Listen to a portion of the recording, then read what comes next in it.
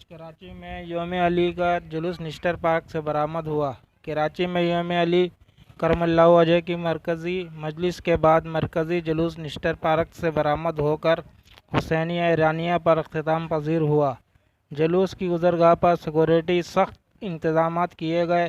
21ویں رمضان المبارک کو یوم علی کے مرکزی مجلس نشتر پارک میں منعقد کی گئی۔ مجلس سے علامہ شہنشاہ نقوی نے خطاب کیا۔ مجلس میں حضرت علی کی تعلیمات، شہادت اور زندگی پر روشنی ڈالی گئی۔ اس موقع پر سیکورٹی کے سخت انتظامات کیے گئے تھے۔ بم ڈسپوزیبل اسکواڈ نے نشتر پارک اور جلوس کے روڈ کو بھی کلیئر کیا۔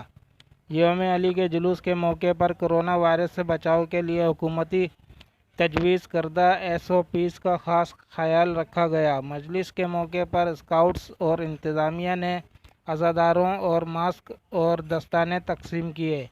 شرکاء کے لیے ہینڈ سینیٹائزر کا بھی انتظام کیا گیا تھا۔